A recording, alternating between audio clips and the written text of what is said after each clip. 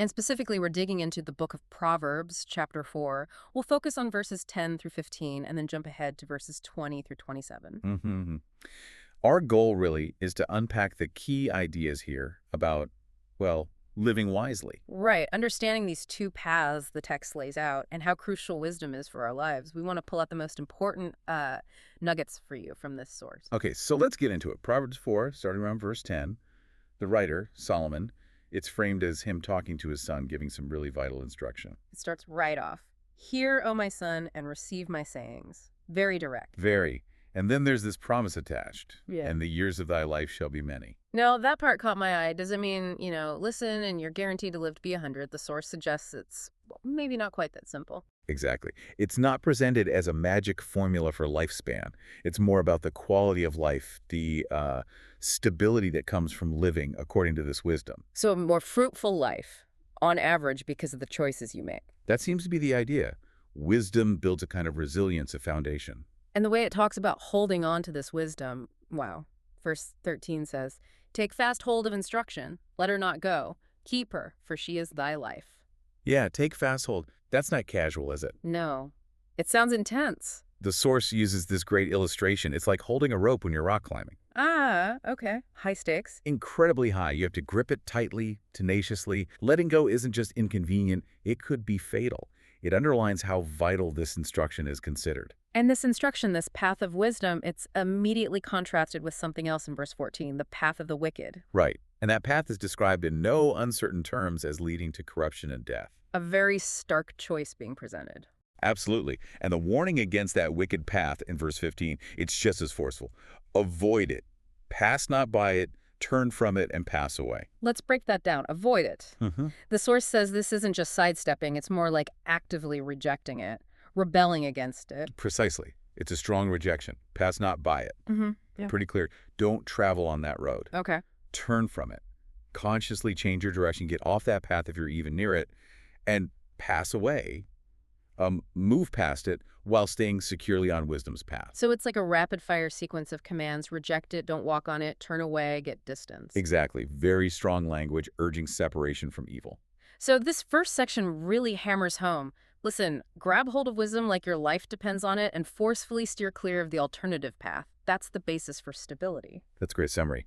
And then, having warned about the external path of wickedness, the focus shifts a bit in verse 20. It moves more inward. Right, to how we actually take in and keep this wisdom inside ourselves. Verses 20 to 27. It starts again with that direct address. My son, attend to my words. Incline thine ear unto my sayings. Then, let them not depart from thine eyes. Keep them in the midst of thine heart.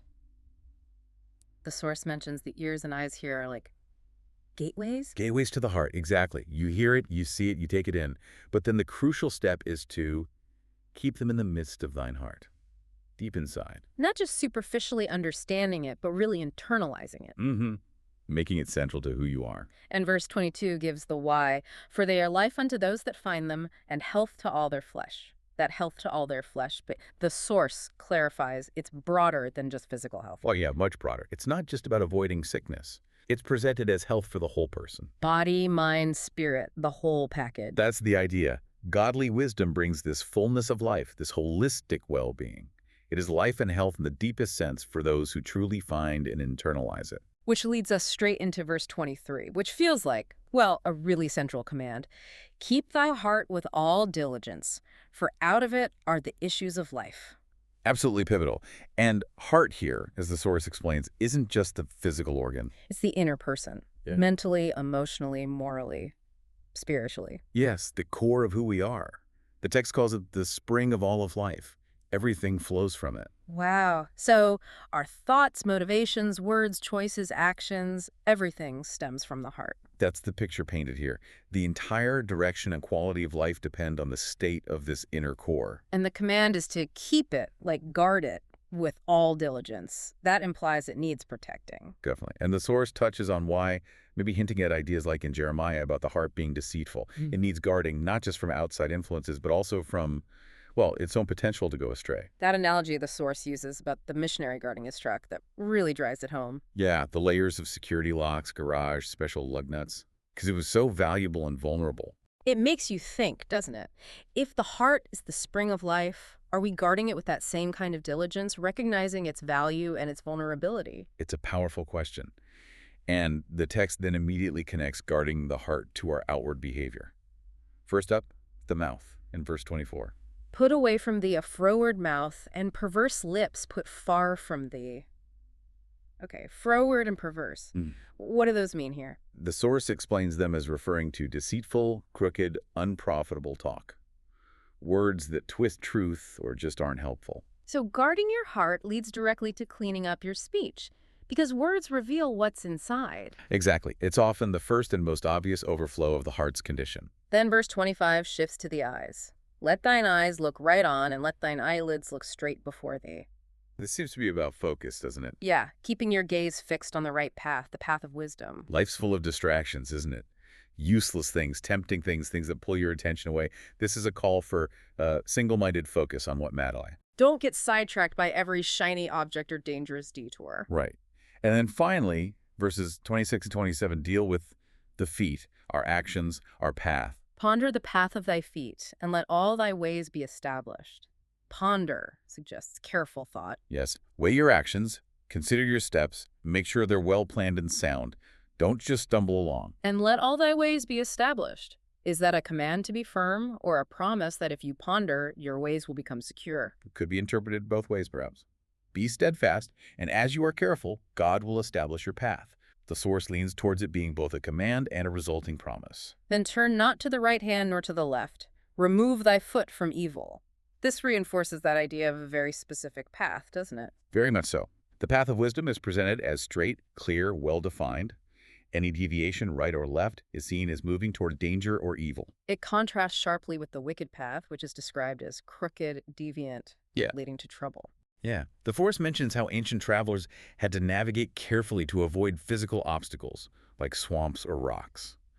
It's a similar idea for moral and spiritual dangers you need to actively steer clear. So if we pull all these threads together, it's like a cycle.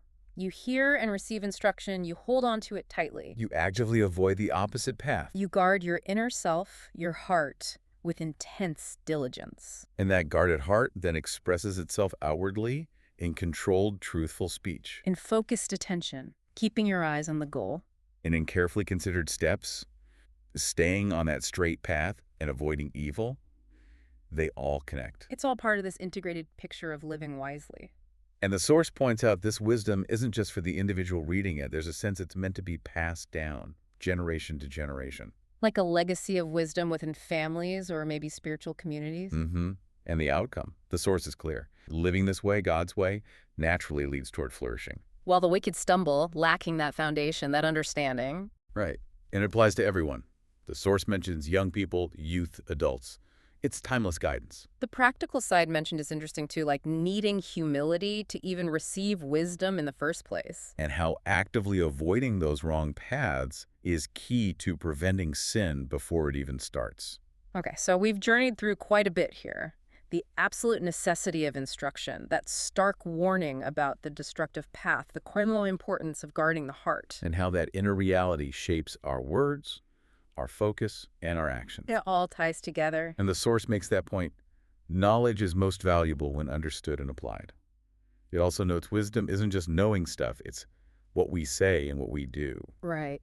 So thinking about all this, if godly wisdom truly is the foundation for stability, for that holistic health, for flourishing, here's something for you, the listener, to chew on. Based on everything we've unpacked, what's one specific area in your life right now? Maybe your words, maybe where your focus tends to drift, maybe the actual steps you're taking that need some intentional pondering or more diligent guarding this week.